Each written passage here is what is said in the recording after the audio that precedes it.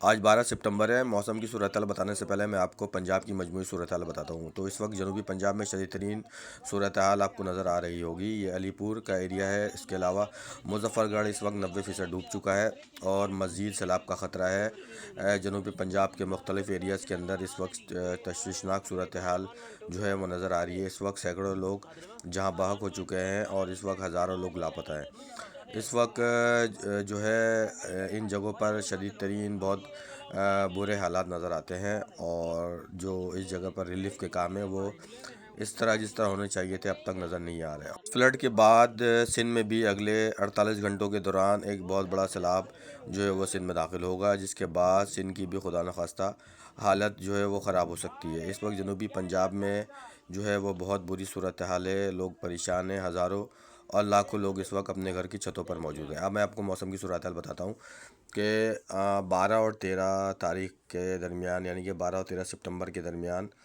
پاکستان کے 90 سے 95% حصے میں بارش کے امکانات نظر نہیں آتے۔ بارش کا جو اسپیل نظر آتا ہے وہ 16 ستمبر کے بعد نظر آتا ہے۔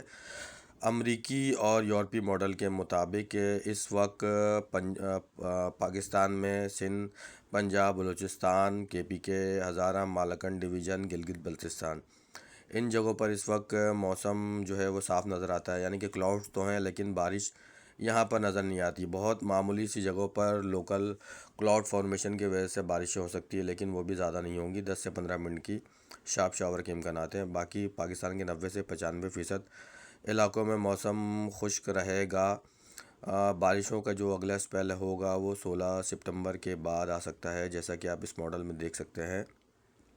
آپ کو اس ماڈل میں ٹاپ کی جانب پاکستان کے جو ایریاز ہیں، مالاکنڈ، ہزارہ ڈویژن، وسطی اور بالائی پنجاب، گلگت بلتستان اور کچھ کشمیر کے ایریاز کے اندر اس ماڈل کے مطابق 16 ستمبر کے بعد بارش کے امکانات ہیں۔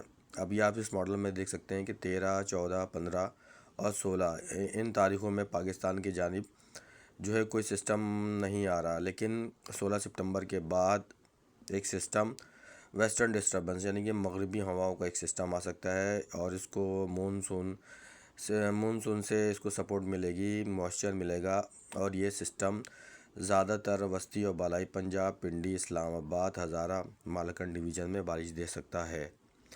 اب میں آپ کو اس کے بعد ایک ماڈل اور دکھاؤں گا، جس میں آپ کو بتاؤں گا کہ ویدر اینڈز ماڈل کیا کہتا ہے پاکستان اور انڈیا کے موسم کے بارے میں۔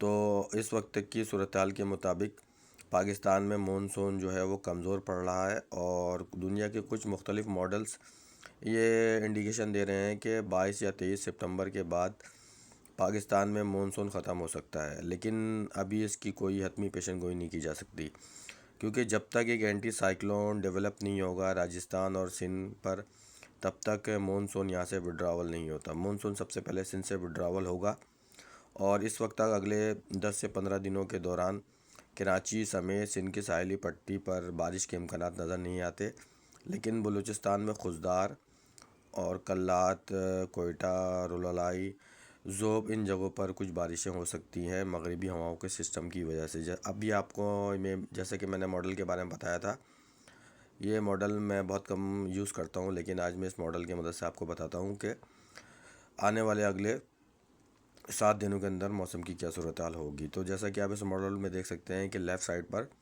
انڈین میپ ہے، وہاں پر آپ دیکھ سکتے ہیں کہ آندھرا پردیش کے ایریا کے اندر اور کچھ اڑیسہ کے پاس بادل نظر آتے ہیں، اور یہ اس وقت ایک لو پریشر سسٹم بن رہا ہے خلیج بنگال میں، اور ایک مونسون ٹرف لائن بن سکتی ہے، جس کی وجہ سے 16 ستمبر کے بعد وسطی بالائی پنجاب میں، پنڈی، اسلام آباد، ہزارہ، مالاکنڈ ڈویژن میں بارش ہوتی ہوئی نظر آ رہی ہے۔ جنوبی پنجاب میں بارش کے امکانات بہت کم ہیں۔ مزید جو بھی اپڈیٹ آئے گی انشاءاللہ تعالی میں آپ کو اپڈیٹ کر دوں گا۔